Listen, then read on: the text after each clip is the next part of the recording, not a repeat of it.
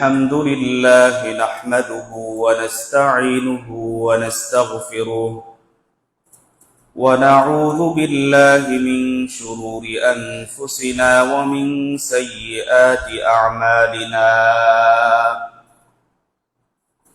من يهده الله فلا مضل له ومن يضلله فلا هادي له وأشهد أن لا إله إلا الله وحده لا شريك له وأشهد أن محمدًا عبده ورسوله أرسله بالحق بشيرًا ونذيرًا وداعيًا إلى الله بإذنه وسراجًا منيرًا أما بعد فإن خير الحديث كتاب الله وخير الهدى هدى محمد صلى الله عليه وسلم وشر الأمور محدثاتها وكل محدثة بدعة وكل بدعة ضلالة وكل ضلالة في النار أعوذ بالله من الشيطان الرجيم بسم الله الرحمن الرحيم يا أيها الناس اتقوا ربكم الذي خلقكم من نفس واحدة وخلق منها زوجها وبث منهما رجالا كثيرا ونساء واتقوا الله الذي تساءلون به والأرحام إن الله كان عليكم رقيبا يا أيها الذين آمنوا اتقوا الله حق تقاته ولا تموتن إلا وأنتم مسلمون يا أيها الذين آمنوا اتقوا الله وقولوا قولا سديدا يصلح لكم أعمالكم ويغفر لكم ذنوبكم ومن يطع الله ورسوله فقد فاز فوزا عظيما وقال الله سبحانه وتعالى أعوذ بالله من الشيطان الرجيم ولتكن منكم أمة يدعون إلى الخير يأمرون بالمعروف وينهون عن المنكر وأولئك هم المفلحون وقال تعالى يا أيها الذين آمنوا لم تقولون ما لا تفعلون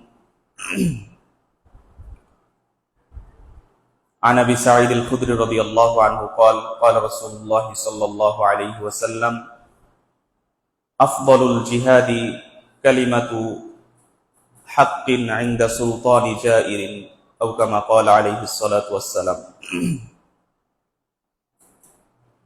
প্রশংসা মাত্রই সে রব্বুল আলামিনের জন্য, যে মহান রব্বুল আলামিন আমাদেরকে দীর্ঘ এক সপ্তাহ পর দুনিয়ার সমস্ত ঝামেলা থেকে মুক্ত করে অসংখ্য অগণিত মানুষদের মধ্য থেকে আমাদেরকে পছন্দ করে ভালোবেসে যে মহান রব্বুল আলামিন আমাদেরকে তারই সম্মানিত ঘরে উপস্থিত করেছেন, সেই মহান পরাক্রমশালী আল্লাহ সুবহানাহু ওয়া তাআলার জন্য আমরা অন্তরের অন্তঃস্থল থেকে শুকরিয়া জানাই আলহামদুলিল্লাহ।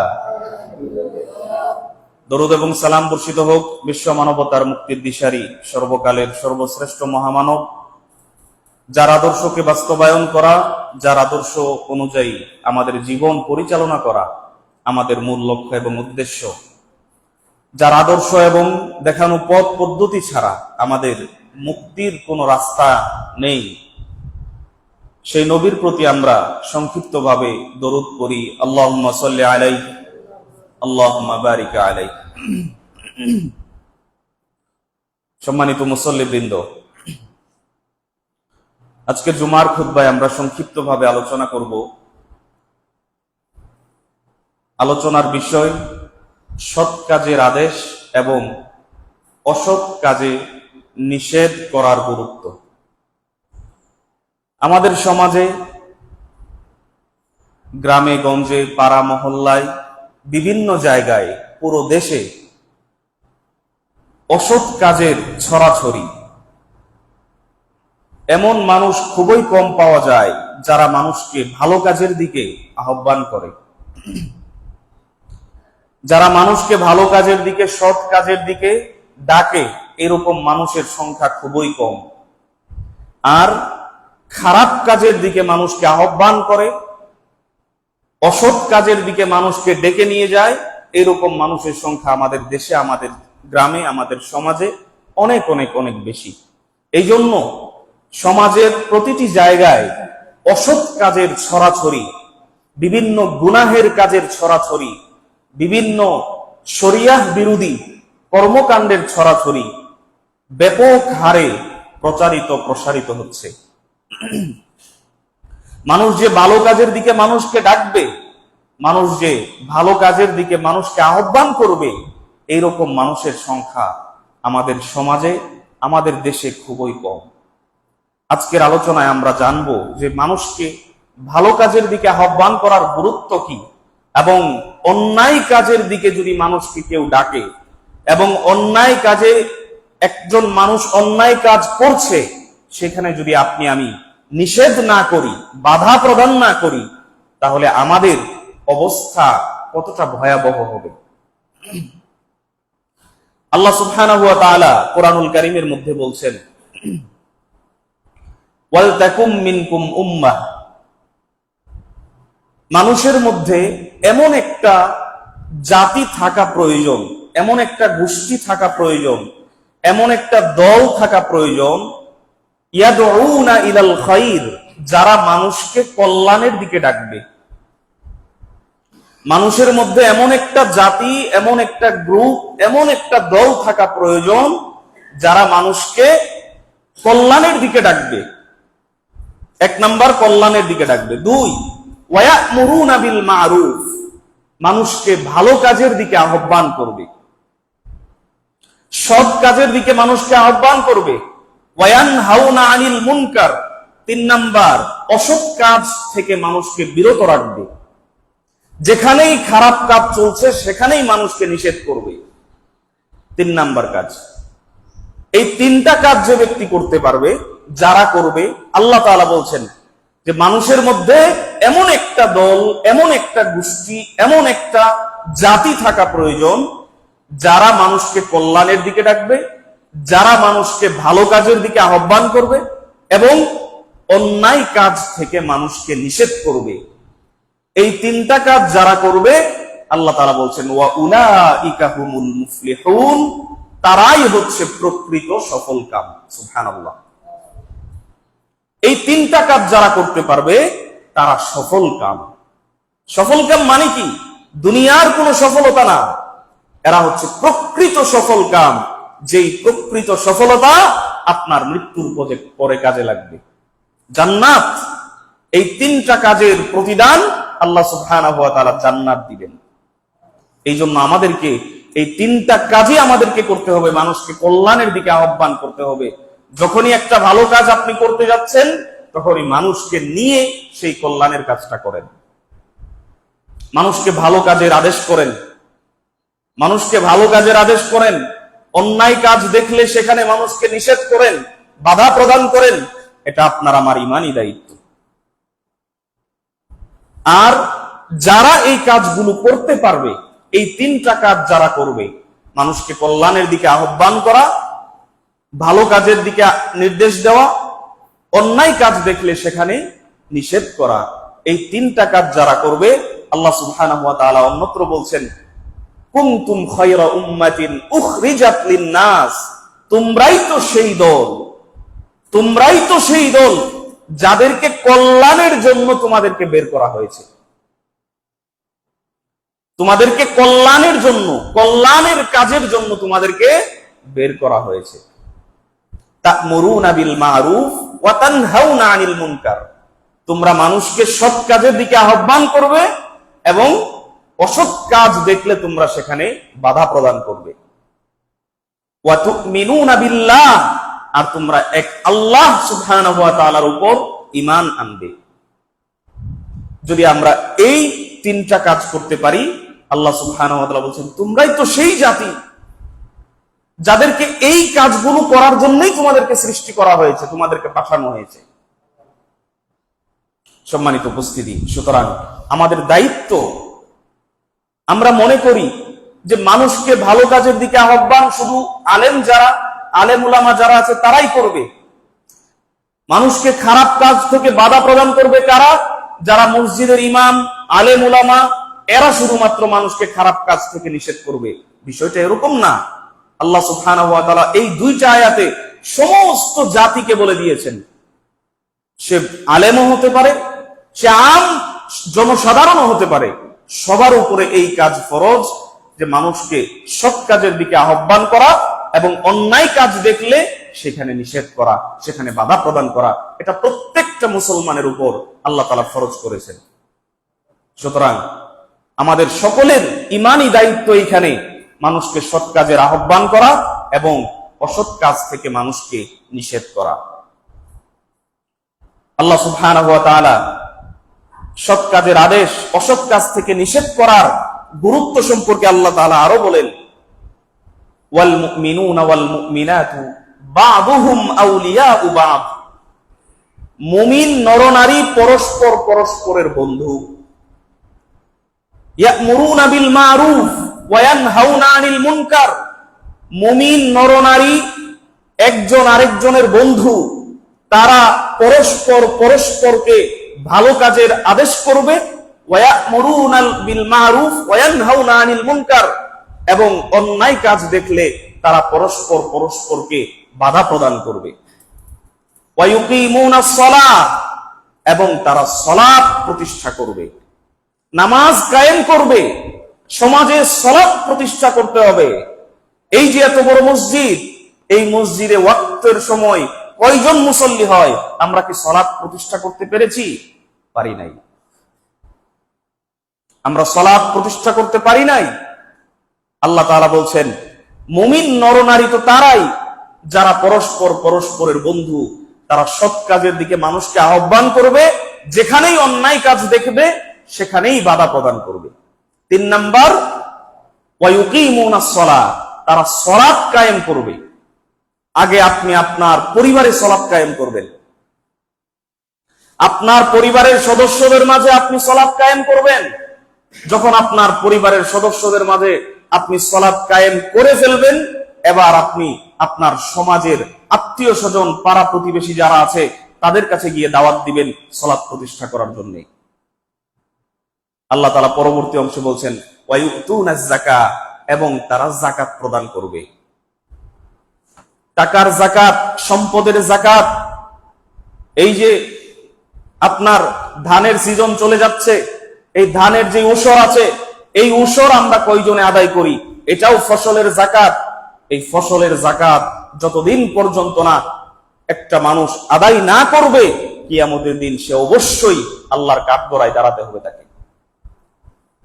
আল্লাহ সুবহানাহু ওয়া তাআলা বলছেন ওয়া আতু হাক্কাহু ইয়াওমা হাসাদি, তোমরা যেদিন ফসল কাটবে সেদিনই সেই ফসলের উসর, সেই ফসলের যাকাত তোমরা বের করে দিবে।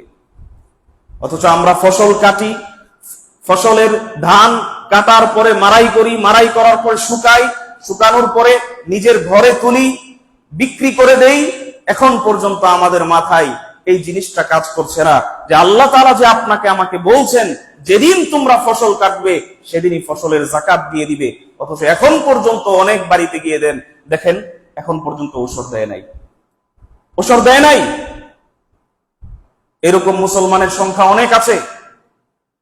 তাদের ভিতরে এটা কাজ করে না যে আমার যে ফসলের জাকাত দিতে হবে। সলাৎ যেরকম ফরজ, জাকাতও ঠিক তদ্রুপ ফরজ। সলাৎ আপনি আদায় করেন ফরজ হিসেবে, আপনাকে জাকাতও বের করতে হবে ফরজ হিসেবে। সম্মানিত উপস্থিতি, তাহলে বলছিলাম যে একজন মুমিন নরনারী তাদের জন্য উচিত সৎ কাজের আদেশ দেওয়া, অসৎ কাজ থেকে মানুষকে বাধা প্রদান করা। কোরআনুল কারীমের মধ্যে একটা সূরা আছে, সেই সূরার নাম হচ্ছে, কোরআনুল কারীমের একজন সৎ ব্যক্তি, তিনি নবীও না, কেউ কেউ বলেছেন নবী, কেউ কেউ বলেছেন সৎ পরহেজগার ব্যক্তি ছিলেন লুকমান হাকিম। সূরা লুকমান, সেই লুকমান হাকিম তার ছেলেকে অনেকগুলো উপদেশ দিয়েছে, অনেকগুলো উপদেশ। সেই উপদেশগুলো একদিন আলাদা একটা জুমার খুতবা হয়ে যাবে যে লুকমান হাকিম তার ছেলেকে যেই যেই নসিহা, যেই যেই উপদেশগুলো দিয়েছিলেন, তার মধ্যে লুকমান হাকিম তার ছেলেকে যেই উপদেশগুলো দিয়েছিলেন তার মধ্যে অন্যতম একটা উপদেশ ছিল, ইয়া বুনাইয়া, হে আমার বৎস, হে আমার ছেলে, আকিমিস সালাহ, তুমি সালাত প্রতিষ্ঠা করবে, তুমি সালাত কায়েম করো। ওয়া'মুর বিল মা'রুফ ওয়ানহা আনিল মুনকার, প্রথমে সালাত কায়েম করো, 2 নাম্বার ওয়া'মুর বিল মা'রুফ, ভালো কাজের দিকে মানুষকে আহ্বান করো, নেক কাজের দিকে মানুষকে ডাকো। ওয়ানহা আনিল মুনকার, অসৎ কাজে মানুষকে বাধা দাও, বাধা প্রদান করো, নিষেধ করো। 3টা গেল। 1, সালাত কায়েম করো। 2, মানুষকে ভালো কাজের দিকে আহ্বান করো। 3, অন্যায় কাজ দেখলে সেখানে বাধা প্রদান করো। 4 নাম্বার, ওয়াসবির আলা মা আসাবাক, যখনই তুমি কোনো বিপদে পড়বে, যে কোনো বিপদ আপদের সামনে তুমি ধৈর্য ধারণ করো। এই 4টা উপদেশ এই আয়াতের মধ্যে আল্লাহ সুবহানাহু ওয়া তাআলা লুকমান হাকিম তার ছেলেকে দিয়েছিলেন। সুতরাং সৎ কাজের দিকে মানুষকে আহ্বান করা, এটা আমাদের উপরে ফরজ, মানুষকে সৎ কাজের, ভালো কাজের দিকে আহ্বান করা। আর যেখানেই কোনো অন্যায় কাজ হবে, যেখানেই কোনো শরিয়াহ বিরোধী কোনো কাজ হবে, সেখানে আমাদেরকে অবশ্যই নিষেধ করতে হবে, বাধা প্রদান করতে হবে। এটা আমাদের ঈমানি দায়িত্ব, এটা আমাদের উপরে আল্লাহ সুবহানাহু ওয়া তাআলা ফরজ করে দিয়েছেন। শুধু তাই না, রাসূলুল্লাহ সাল্লাল্লাহু আলাইহি ওয়াসাল্লাম, আবু সাঈদ খুদরি রাদিয়াল্লাহু আনহু থেকে বর্ণিত, তিনি বলছেন, রাসূলুল্লাহ সাল্লাল্লাহু আলাইহি ওয়াসাল্লাম বলছেন, আফদালুল জিহাদি কালিমাতু হাক্কিন ইনদা সুলতানি জাইরিন, পৃথিবীতে সবচেয়ে উত্তম জিহাদের নাম হলো কি জানো? ওই যে মাঠে ঘাটে গিয়ে কাফের মুশরিকদের সাথে তলোয়ার দিয়ে যুদ্ধ করাই আসল জিহাদ না। রাসূলুল্লাহ সাল্লাল্লাহু আলাইহি ওয়াসাল্লাম বলছেন, আফদালুল জিহাদি, সবচেয়ে উত্তম জিহাদ হচ্ছে ওই জিহাদ, কালিমাতু হাক্কিন ইনদা সুলতানিন জাইরিন, স্বৈরাচারী শাসকের সামনে গিয়ে হক কথা বলা। একটা অন্যায় কাজ চলছে, একটা শরিয়াহ বিরোধী কাজ চলছে, কোরআন হাদিস বিরোধী একটা কাজ হচ্ছে, সেইখানে গিয়ে যদি একজন মানুষ সেই স্বৈরাচারী শাসকের সামনে, রাষ্ট্রপ্রধানের সামনে, দায়িত্বশীলের সামনে গিয়ে যদি হক কথা বলতে পারে যে এটা কোরআন হাদিস বিরোধী কর্মকাণ্ড, এটা বাদ দেন, এটা কোরআন হাদিস বিরোধী কর্মকাণ্ড, এটা দেওয়া চলবে না। এই যে আমাদের দেশে কয়দিন পর পর বিশাল বড় আকারে মূর্তি তৈরি করা হয়, এই মূর্তি তৈরি যদি করে, রাষ্ট্রীয় ভাবেই তো করে এইগুলো, তো রাষ্ট্রের সামনে গিয়ে, সরকারের সামনে গিয়ে যদি আপনি এই হক কথাটা বলেন যে মূর্তি তৈরি করা এটা কোনো মুসলমানের বৈশিষ্ট্য হতে পারে না, মুসলমানের বৈশিষ্ট্য হচ্ছে মূর্তি ভাঙা। বুঝতেছেন কথা? মুসলমানের নীতি কি? মূর্তি গড়া না মূর্তি ভাঙা? মূর্তি ভাঙা। আমাদের পিতা ইব্রাহিম আলাইহিস সালাম, ওই তার আত্মীয় স্বজন, পিতা সবাই যখন ওই মেলায় চলে গেল, ইব্রাহিম আলাইহিস সালাতু ওয়াস সালাম তাদের ওই উপাসনালয়ে গিয়ে মূর্তিগুলোকে কি করেছিলেন? ভেঙে চুরমার করে দিয়েছিলেন। এটাই হচ্ছে আমাদের নীতি।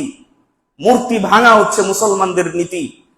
মুসলমান কোন সময়, মুসলমান কখনো নিজেদের মূর্তি নিজেরা তৈরি করতে পারে না।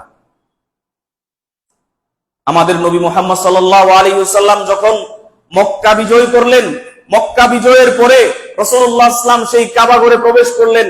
কাবা ঘরে প্রবেশ করার পরে দেখলেন 360টা মূর্তি। রাসূলুল্লাহ সাল্লাল্লাহু আলাইহি ওয়াসাল্লাম তখন কাবা ঘরের 360টা মূর্তিকে রেখে দিয়েছিলেন? রেখে দেন নাই। কাবা ঘরে ঢোকার সাথে সাথে রাসূলুল্লাহ সাল্লাল্লাহু আলাইহি ওয়াসাল্লাম তার হাতে একটা লাঠি নিয়ে মূর্তিগুলোকে ভাঙা শুরু করছেন আর বলছেন, যা আল হক ওয়া যাহাকাল বাতিল, সত্য এসেছে, মিথ্যা বিদূরিত হয়েছে। ইন্নাল বাতিলা কানা যাহুকা, নিশ্চয় মিথ্যা তো বিদূরিত হওয়ার মতোই। এই জন্য আমাদের মুসলমানদের আদর্শ হচ্ছে মূর্তি ভাঙা। মুসলমানদের আদর্শ কখনো মূর্তি গড়া হতে পারে না। এই যে সামনে নির্বাচন, রাস্তাঘাটে, রোডে, যে কোনো জায়গায়, বাজারে মূর্তি উঠা শুরু হয়ে গেছে। কি দেখেন না আপনারা? এগুলো কি? এগুলো মূর্তি। এটাও মূর্তি এক প্রকারের। যারা এই কাজ করে এদের ভিতরে ইসলাম, মুসলমানিত্ব কতটুকু আছে? যে ইব্রাহিম আলাইহিস সালাম মূর্তি ভাঙার জন্য আগুনে নিক্ষেপ হতে হয়েছিল, যে ইব্রাহিম আলাইহিস সালামকে, ইব্রাহিম আলাইহিস সালামের দোষ কি ছিল? কিছুই না। ওই মূর্তিগুলোকে ভেঙে চুরমার করে দিয়েছিলেন। এই জন্য ইব্রাহিম আলাইহিস সালামকে সেই আগুনে নিক্ষেপ করতে হয়েছে। সেই ইব্রাহিম আলাইহিস সালামের জাতি হয়ে আমাদের নবী মুহাম্মদ সাল্লাল্লাহু আলাইহি ওয়াসাল্লাম সারা জীবন এই মূর্তির বিরুদ্ধে সংগ্রাম করেছেন, শিরিকের বিরুদ্ধে সংগ্রাম করেছেন। সেই মূর্তির বিরুদ্ধে সংগ্রাম করার পরেও, শিরিকের বিরুদ্ধে সংগ্রাম করার পরেও আমরা নিজেদেরকে মুসলিম দাবি করি আর নিজেদের মূর্তিগুলো গাছের উপরে টাঙিয়ে ফেলি। এই হচ্ছে আমাদের মুসলমানিত্ব। ইসলাম মানে কি, মুসলমান মানে কি, এটাই আজকে আমরা অনেকেই বুঝি না, বুঝার চেষ্টাও করি না। রাসূলুল্লাহ সাল্লাল্লাহু আলাইহি ওয়াসাল্লাম বলছেন, লা তাদখুলুল মালাইকাতু বাইতান ফীহি কালবুন আও তাসাওয়ির। আমাদের নুরানির ছেলেরা এই হাদিস পারে। লা তাদখুলুল মালাইকাতু বাইতান, ওই ঘরে রহমতের ফেরেশতা প্রবেশ করে না যেই ঘরে কুকুর থাকে, আও তাসাওয়ির, এবং যেই ঘরে মূর্তি থাকে, ছবি থাকে। তাহলে এই যে বিভিন্ন জায়গাতে ছবি লটকানো, টাঙানো, এখানে কি আল্লাহর রহমতের ফেরেশতারা থাকবে? নাই।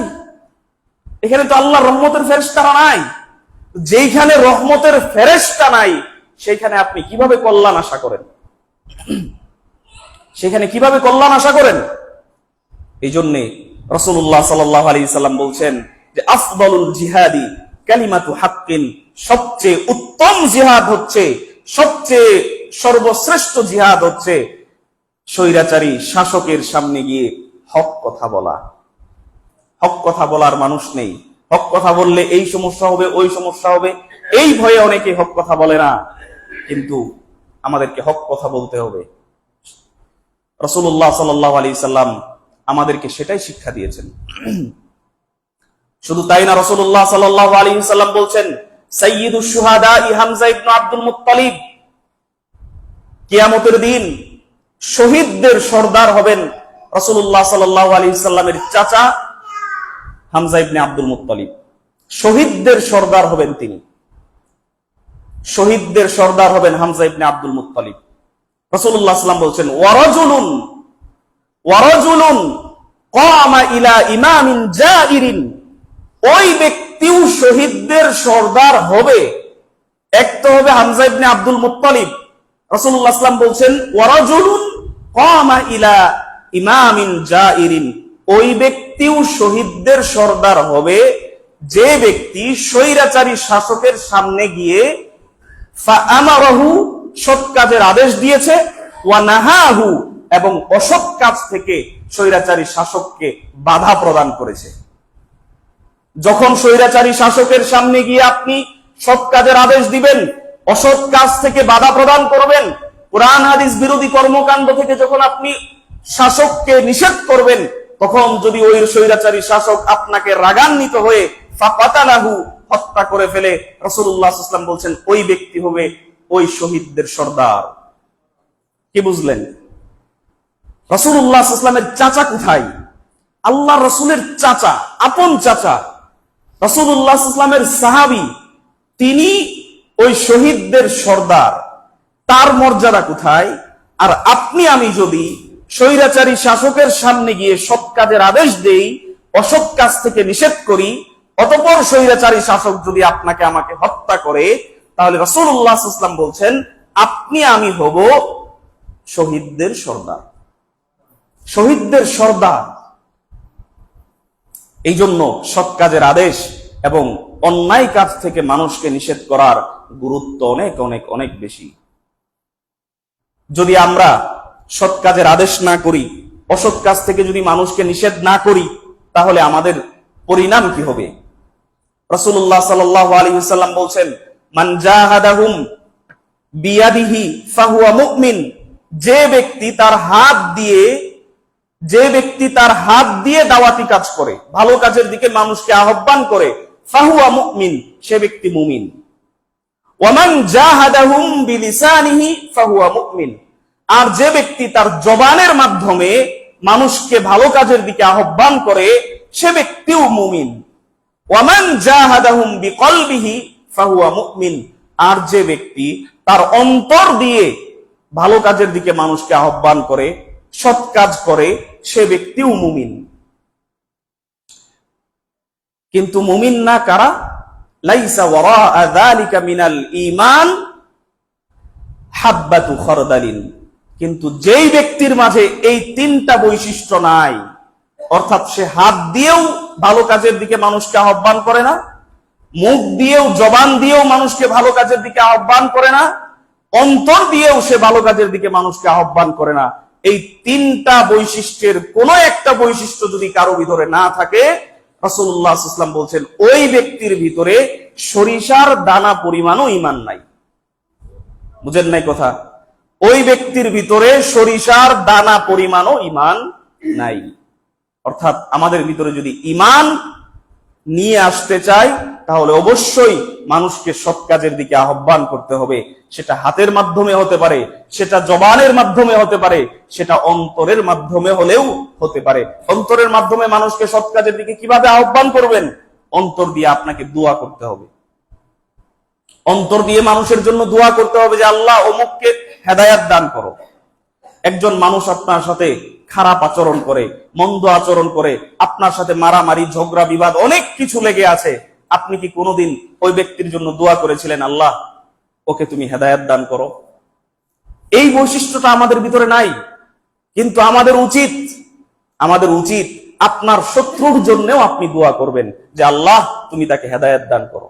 এটা আমাদের উচিত। সম্মানিত উপস্থিতি, তাহলে বলছিলাম, যখন একজন মানুষ অন্যায় কাজ দেখার পরেও যখন আপনি বাধা প্রদান করবেন না, তখন সেই অন্যায় কাজের জন্য আল্লাহ তাআলা যে শাস্তি দিবেন, সেই শাস্তিটা যারা অন্যায় করেছে তাদেরকেও আল্লাহ দিবেন, আর যারা অন্যায় করে নাই, বাধা প্রদানও করে নাই, আল্লাহ তাআলা তাদেরকেও সেই শাস্তিটা দিবেন। বুঝেন নাই কথা আমার? ধরেন এই এলাকায় গান বাজনা হয়, আপনি আমি চুপ থাকি, কিছু বলিও না, নিষেধও করি না, বাধাও দেই না। এখন ওই গান বাজনার জন্য আল্লাহ তাআলা যে শাস্তিটা দিচ্ছেন, যারা ওই 10-15 জন যুবক মিলে গান বাজনা বাজাচ্ছে তাদেরকে যে আল্লাহ দিবেন, বিষয়টা এরকম না। পুরো সমাজবাসীকে আল্লাহ তাআলা সেই শাস্তির সম্মুখীন করবেন, আমরা নিষেধ না করার কারণে।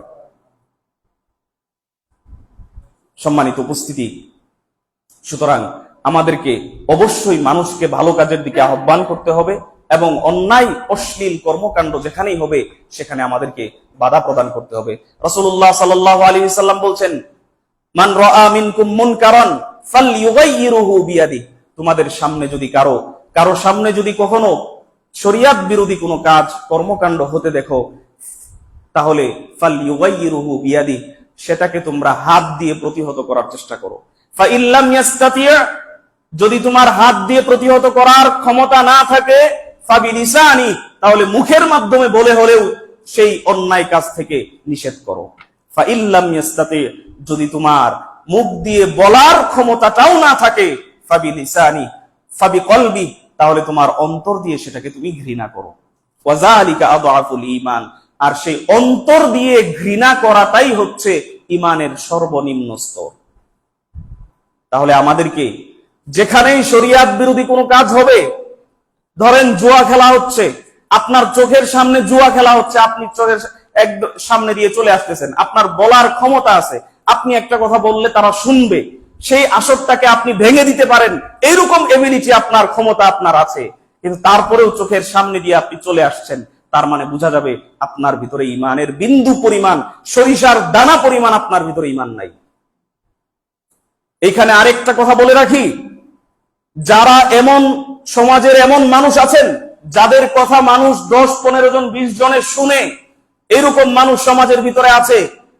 আপনি একটা কথা বললে সেই লোকটা ফেলে দিবে না, আপনার একটা কথা সে মানবে অবশ্যই। এইরকম মানুষ যারা আছেন তাদের উপরে বেশি দায়িত্ব।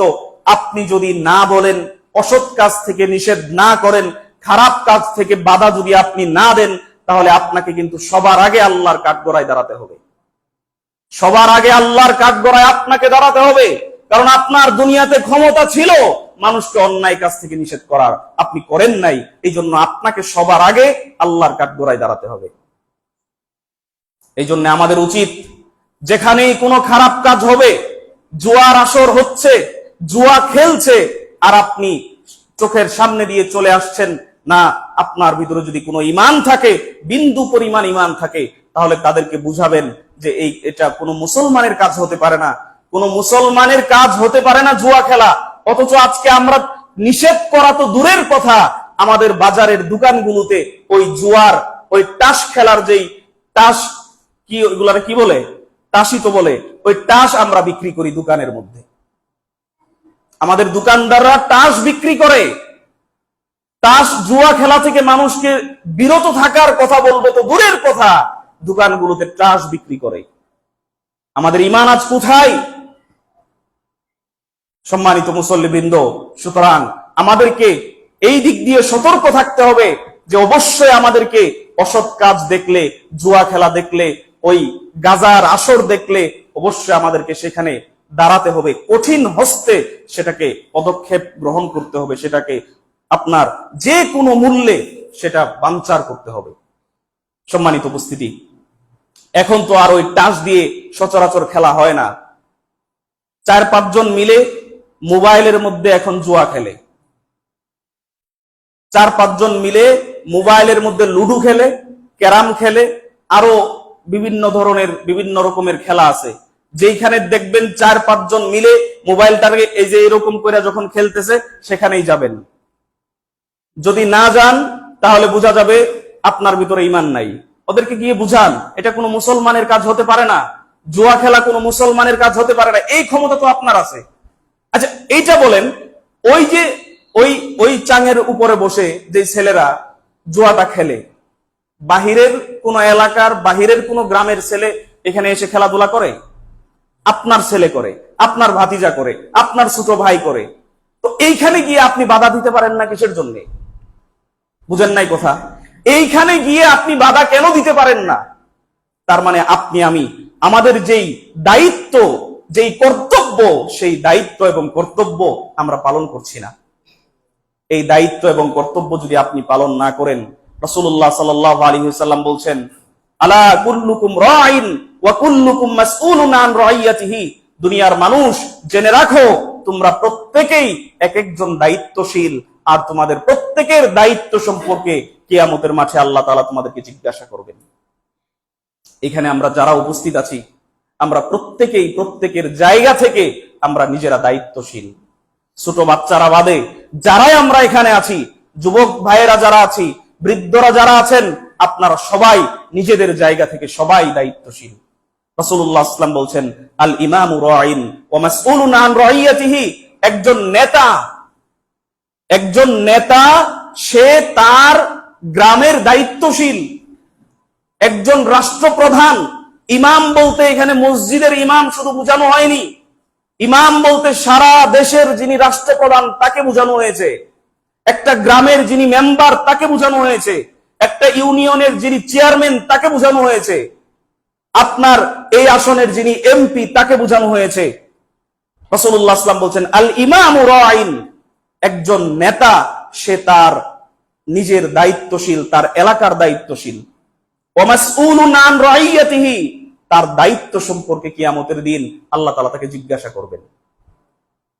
এখন তো এমপি হওয়ার জন্য সবাই পাগল, চেয়ারম্যান হওয়ার জন্য সবাই পাগল, মেম্বার হওয়ার জন্য সবাই পাগল, কিন্তু আসল কথা হচ্ছে আপনার দায়িত্ব পাওয়ার পরে আপনি আপনার নিজের দায়িত্ব পালন করতে পারবেন কিনা সেটা একটু চিন্তা করতে হবে। এখন কয়জনে নিজের দায়িত্ব পালন করতে হবে এই মন মানসিকতা নিয়ে কয়জনে আপনার ইলেকশন করে বলেন? উমর রাদিয়াল্লাহু আনহু অর্ধ জাহানের খলিফা ছিলেন। উমর রাদিয়াল্লাহু আনহু অর্ধ পৃথিবীর প্রেসিডেন্ট ছিলেন।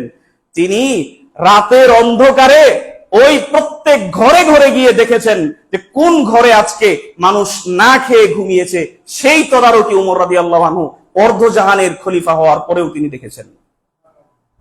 উমর রাদিয়াল্লাহু আনহু বলতেন যে আমার ক্ষমতা থাকাকালীন অবস্থায়, আমার রাজ্যে আমার ক্ষমতা থাকা অবস্থায় যদি একটা কুকুর খাবার না খেয়ে মারা যায়, আমি চিন্তা করি এই কুকুর খাবার না খেয়ে মারা যাওয়ার কারণে কিয়ামতের দিন আল্লাহ তাআলা আমাকে জিজ্ঞাসা করবেন। আপনি কি মনে করছেন দায়িত্ব কি জিনিস? দায়িত্ব কি খেলতামাশা? খেলতামাশার নাম দায়িত্ব না। দায়িত্ব এটা একটা আল্লাহর পক্ষ থেকে অর্পিত দায়িত্ব। এটা দায়িত্ব খুব মারাত্মক জিনিস। এই জন্য রাসূলুল্লাহ সাল্লাল্লাহু আলাইহি ওয়াসাল্লাম বলেছেন, আল ইমামু রাঈন ওয়া মাসউলুন আন রাইয়াতিহি। একজন নেতা তার আয়ত্তের ভিতরে যারা আছে তাদের দায়িত্বশীল। যেখানে জুয়া খেলা হবে সেইখানে যদি নেতা যদি সেটাকে আপনার দমন করতে না পারে, তাহলে সেই নেতাকে আল্লাহ তাআলা কিয়ামতের মাঠে জিজ্ঞাসাবাদ করবেন। জুয়া বলেন, জেনা ব্যভিচার বলেন, মদ বলেন, আপনার নেশা বলেন, যত অন্যায় কাজ হবে তার দায়িত্ব তাকে পালন করতে হবে। যদি সে দায়িত্ব পালন না করে কিয়ামতের দিন আল্লাহ তাআলা তাকে জিজ্ঞাসা করবেন। এক নাম্বার ইমামকে জিজ্ঞাসা করবেন, নেতাকে জিজ্ঞাসা করবেন। দুই নাম্বার ওয়ার রাজুলু রাঈন ফি আহলিহি। একজন পুরুষ ব্যক্তি সে তার পরিবারের দায়িত্বশীল। ওয়া মাসউলুন আন রাইয়াতিহি। ওই পুরুষকে তার পরিবারের দায়িত্ব সম্পর্কে আল্লাহ তাআলা কিয়ামতের মাঠে জিজ্ঞাসা করবেন। আপনি আপনার পরিবারের কর্তা। আপনি আপনার পরিবারের ভিতরে আপনার স্ত্রী যদি সালাত আদায় না করে, আপনার ছেলে মেয়ে যদি সালাত আদায় না করে, আপনার স্ত্রী যদি পর্দা না করে, তাহলে আল্লাহ তাআলা কিয়ামতের মাঠে আপনাকে জিজ্ঞাসা করবেন। আপনার স্ত্রীকে জাহান্নামে দেওয়ার আগে, আপনার সন্তানাদিকে জাহান্নামে দেওয়ার আগে আল্লাহ তাআলা সর্বপ্রথম আপনাকে জিজ্ঞাসা করবেন। আপনি ছিলেন আপনার পরিবারের মেইন দায়িত্বশীল।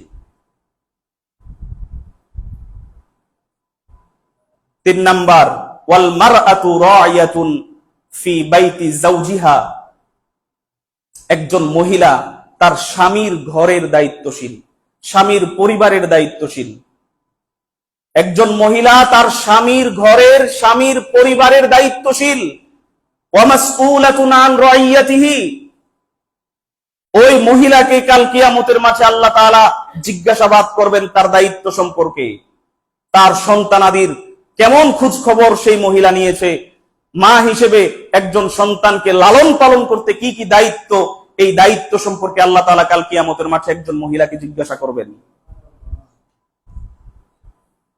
এরপরে রাসূলুল্লাহ সাল্লাল্লাহু আলাইহি ওয়াসাল্লাম বলছেন, ওয়াল খাদিমু রাঈন ফি মালি সাইয়্যিদিহি। একজন কর্মচারী তার মালিকের সম্পদের দায়িত্বশীল। একজন কর্মচারী তার মালিকের সম্পদের দায়িত্বশীল। ওয়া মাসউলুন আন রাইয়াতিহি। তার দায়িত্ব সম্পর্কেও আল্লাহ তাআলা কিয়ামতের মাঠে জিজ্ঞাসা করবেন। আপনি একটা কর্মচারী, যে কোনো অফিসের কর্মচারী, যে কোনো জায়গায় আপনি চাকরি করেন, এই চাকরি, এই কর্মচারী, এই কাজ সম্পর্কে আল্লাহ তাআলা কাল কিয়ামতের মাঠে জিজ্ঞাসা করবেন। আপনি আপনার আমানতের সাথে আপনার দায়িত্ব পালন করছেন কিনা, এটা আল্লাহ তাআলা আপনাকে জিজ্ঞাসা করবেন। সুতরাং এই হাদিস থেকে আমরা বুঝতে পারি যে এইখানে আমরা যারা উপস্থিত আছি আমরা প্রত্যেকেই প্রত্যেকের জায়গা থেকে দায়িত্বশীল। আর এই দায়িত্ব যদি আমরা ভালোভাবে পালন না করি, তাহলে কিয়ামতের মাঠে আল্লাহ সুবহানাহু ওয়া তাআলা আমাদেরকে কঠিন প্রশ্নের সম্মুখীন করবেন। হিসাব ছাড়া আল্লাহ তাআলা এক চুল পরিমাণ আগাতে দিবেন না। উত্তর ছাড়া আল্লাহ তাআলা এক চুল পরিমাণ আগাতে দিবেন না। সুতরাং আমাদের উচিত মানুষকে ভালো কাজের দিকে আহ্বান করা। অন্যায় কাজ যেখানেই হবে, অসৎ কাজ যেখানেই হবে, সেখানেই আমরা মানুষকে বাধা প্রদান করব। এটা আমাদের ঈমানি দায়িত্ব। সর্বশেষ কথা হচ্ছে, আমাদের যারা সালাত আদায় করতে আসি, আমাদের উচিত ভালো কাজের দিকে মানুষকে আহ্বান করা। মানে হচ্ছে যখন আপনি মসজিদে আসবেন তখন আরেকজনকে দাওয়াত দিয়ে সাথে নিয়ে আসা, এটা হচ্ছে ভালো কাজ, এটা হচ্ছে ভালো কাজের আদেশ। দোকানে বসে আছেন কয়েকজন মিলে, দোকানে কয়েকজন মিলে বসে আছেন, নামাজের ওয়াক্ত হয়েছে, আপনি একা চলে আসলেন, বাকি 4-5 জন বসে রইল, আপনি আপনার নিজের দায়িত্ব পালন করতে পারেন নাই, আপনি আপনার নিজের দায়িত্ব পালন করতে পারেন নাই। এই জন্য ভালো কাজের দিকে মানুষকে যে রকম আহ্বান করতে হবে, খারাপ কাজের থেকে মানুষকে সেই রকম নিষেধ করতে হবে, বাধা প্রদান করতে হবে। এই যে শুরু হয়ে গেছে বিশ্বকাপ খেলা, এই বিশ্বকাপ খেলা ভালো কাজ না খারাপ কাজ? দেখেন, আমরা যদিও আমাদের এই সমাজে আলহামদুলিল্লাহ কোনো ইহুদি খ্রিস্টানের কোনো পতাকা নাই, আছে? আপনাদের চোখে পড়ছে? নাই, কিন্তু আশেপাশে অনেক জায়গাতে আছে। দেখেন, লা ইলাহা ইল্লাল্লাহ যে আমরা বলি, এই লা ইলাহা ইল্লাল্লাহ কতক্ষণ থাকবে? যেরকম আমরা অজু করি, অজু করার পরে কিছু কিছু কারণে অজু ভেঙে যায়, পেশাব পায়খানা করার মাধ্যমে অজু নষ্ট হয়ে যায়। আচ্ছা, অজু করলেন, অজু করার পরে অজু নষ্ট হয়ে গেছে, সেই অজু দিয়ে আপনি সালাত আদায় করলে সালাত আদায় হবে? হবে না। অজু করার পরে যদি অজু ভেঙে যাওয়ার পর সেই অজু দিয়ে সালাত আদায় করলে যদি সালাত কবুল না হয়, ঠিক তদ্রুপ ঈমান আনার পরেও কিছু কিছু কারণে ঈমান নষ্ট হয়ে যায়। আমরা এখানে যারা উপস্থিত আছি, আমরা সবাই নিজেদেরকে ঈমানদার দাবি করি, তাই তো? আমরা নিজেদেরকে সবাই মুমিন দাবি করি। আমরা এখানে যারা উপস্থিত, আমরা সবাই কালিমায়ে শাহাদাত আশহাদু আল্লা ইলাহা ইল্লাল্লাহ ওয়া আন্না মুহাম্মাদার রাসূলুল্লাহ পড়েছি। এই আশহাদু আল্লা ইলাহা ইল্লাল্লাহ কতক্ষণ টিকবে আপনি জানেন? এই আশহাদু আল্লা ইলাহা ইল্লাল্লাহ নষ্ট হয়ে যায়। কিসের মাধ্যমে নষ্ট হয়ে যায়?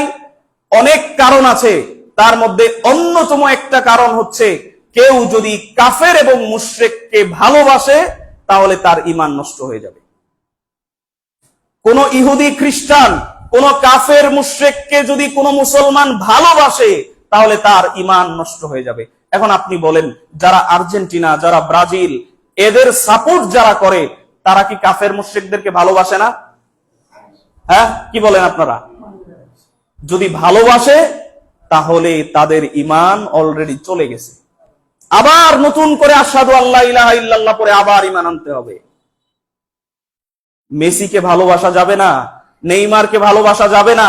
যদি মেসি এবং নেইমারকে যারা ভালোবাসবে, এদের ঈমান নষ্ট হয়ে গেছে, এই ঈমান দিয়ে কোনোদিন জান্নাতে যাওয়া যাবে না, নতুন করে যতক্ষণ পর্যন্ত না ঈমান না আনবে। আপনি কি মনে করছেন? তাহলে কালিমায়ে শাহাদাতের একটা অংশ চলে গেছে। লা ইলাহা ইল্লাল্লাহ চলে যাবে কখন? যখন কোন মুসলমান কোন কাফের মুশরিককে ভালোবাসবে। 2 নাম্বার, কালেমার দ্বিতীয় অংশ, ওয়া আশহাদু আন্না মুহাম্মাদার রাসূলুল্লাহ, আমি সাক্ষ্য দিচ্ছি মুহাম্মদ সাল্লাল্লাহু আলাইহি ওয়াসাল্লাম আল্লাহর বান্দা এবং তার রাসূল। এটা কখন কেটে যাবে? যখন কাফের মুশরিকরা আমাদের নবী মুহাম্মদ সাল্লাল্লাহু আলাইহি ওয়াসাল্লামকে ভালোবাসে না নিন্দা করে? কি বলেন? কাফের মুশরিক যারা, ইহুদি খ্রিস্টান যারা, এরা কি আমাদের নবী মুহাম্মদ সাল্লাল্লাহু আলাইহি ওয়াসাল্লামকে দেখতে পারে? পৃথিবীতে সবচেয়ে রাসূলুল্লাহ সাল্লাল্লাহু আলাইহি ওয়াসাল্লামকে ঘৃণা করে ইহুদি খ্রিস্টানরা। আল্লাহ তাআলা বলছেন, ওয়ালান তারদা আনকাল ইয়াহুদা ওয়ালান নাসারা হাত্তা তাত্তাবিআ মিল্লাতাহুম। হে মুহাম্মদ, এই কাফের মুশরিকরা আপনার প্রতি কোনোদিন সন্তুষ্ট হবে না। কাফের মুশরিকরা আপনার প্রতি কোনোদিন সন্তুষ্ট হবে না, হাত্তা তাত্তাবিআ মিল্লাতাহুম, যতক্ষণ পর্যন্ত না আপনি তাদের দলভুক্ত না হবেন। তাহলে এই কাফের মুশরিক ইহুদি খ্রিস্টান যারা আছে, এরা আমাদের নবী মুহাম্মদ সাল্লাল্লাহু আলাইহি ওয়াসাল্লামকে দেখতে পারে না। এই জন্য যদি দেখতে তারা নাই পারে, আমি তাদেরকে কেন দেখতে পারবো? আমাদের কালেমার 2টা অংশই কেটে যাবে যদি আমরা কোনো কাফের মুশরিক ইহুদি খ্রিস্টানকে ভালোবাসি। আর সেই মুসলমান আজকে তাদেরকে ভালোবাসে বিদায় তাদের শরীরের যেই জার্সি, সেই জার্সি আজকের মুসলমানরা নিজেদের শরীরে লাগায়। মেসিকে ভালোবাসে, এই জন্যই তো মেসির নাম দিয়ে 10 নাম্বার নাম দিয়ে আপনার মেসির জার্সি ঝোলায়। নেইমারকে ভালোবাসে, এই জন্যই তো নেইমারের ওই ব্রাজিলের ওই জার্সি শরীরে ঝুলায়। আপনি কি বলেন? যারা এইরকম করবে, যারা এদেরকে ভালোবাসবে, তাদের ভিতরে ঈমান বলতে বিন্দু পরিমাণ ঈমান নাই, তাদের ভিতরে ঈমানের কোন সরিষার দানা পরিমাণ ঈমান নাই। এই জন্য এই বিশ্বকাপ খেলা থেকে আমাদেরকে অবশ্যই দূরে থাকতে হবে। যুবক ভাইদেরকে বিশেষ করে বিশ্বকাপ খেলা থেকে অবশ্যই দূরে থাকতে হবে। কিসের মেসি, কিসের নেইমার, এরা আপনার আমার আদর্শ হতে পারে না। আপনার আমার আদর্শ একজন, তিনি হচ্ছেন নবী মুহাম্মদ সাল্লাল্লাহু আলাইহি সাল্লাম। তিনি ছাড়া কোন মুসলমানের কোন আদর্শ হতে পারে না। আপনার ছেলে আপনার ওই নেইমার মেসির চুলের কাটিং দিয়ে চুল কাটে। আপনি কোনোদিন চিন্তাও করে দেখেন নাই যে এই ছেলে কি কাটিং দিয়েছে? ওকে ভালোবাসে, এই জন্যই চুলের ওই কাটিংটা দিয়েছে। আপনার ছেলে আপনার অজান্তেই কাফের হয়ে গেছে, ঈমান হারিয়ে ফেলেছে। আপনার ছেলে আপনার অজান্তেই ঈমান হারিয়ে ফেলেছে তার। এই জন্য আমাদেরকে সতর্ক হতে হবে, সাবধান হতে হবে। আমরা পিতা হিসেবে আমরা আমাদের সন্তানদের দায়িত্বশীল। এই দায়িত্ব সম্পর্কে কিন্তু আপনাকেও আল্লাহ তাআলা কাল কিয়ামতের মাঠে জিজ্ঞাসা করবেন। সুতরাং আল্লাহ সুবহানাহু ওয়া তাআলা যেন আমাদের সকলকেই সমস্ত শরিয়াহ বিরোধী, কোরআন হাদিস বিরোধী যেখানে যেই কর্মকাণ্ড হবে চলবে, আল্লাহ তাআলা যেন আমাদেরকে সবাইকে সেই কর্মকাণ্ডগুলো থেকে বিরত থাকার এবং বাধা প্রদান করার তৌফিক আল্লাহ তাআলা আমাদেরকে দান করেন, আমিন। এবং এই যে বাজার ঘাটে, টিভির আড্ডাখানায় আমরা যেন মশগুল না হয়ে থাকি। বিশেষ করে মুরব্বী যারা আছেন, ওই স্টলে গিয়ে একটা চা খান আর 10-15 মিনিট, আধা ঘন্টা, 1 ঘন্টা চলে যায় ওই টিভির সামনে বসে খারাপ অশ্লীল ছবি, গান বাজনা দেখতে সময় চলে যায়। এই কাজ থেকে বের হয়ে আসেন। এটাও খারাপ কাজ, এটাও অশ্লীল কাজ। এইখান থেকে বাধা আমাদেরকে নিষেধ দিতে হবে। আপনার চোখের সামনে একজন যদি টিভি দেখে, আপনি তাকে বলে ভালো কথা বলে নিয়ে আসবেন। এটা আপনার আমার দায়িত্ব, এটা আপনার আমার দায়িত্ব। কোন মুসলমান ওই টিভির সামনে বসে ওই খারাপ কাজ দেখতে পারে না, খারাপ জিনিস দেখতে পারে না। বাজারে যাবেন, যতক্ষণ দরকার আছে, কাজ আছে, ততক্ষণ সেই কাজ দরকার সেরে আবার চলে আসবেন। তা না হলে আপনি মুমিন। আল্লাহ রাব্বুল আলামিন আমাদেরকে বুঝার এবং আমল করার তৌফিক দান করেন, আমিন।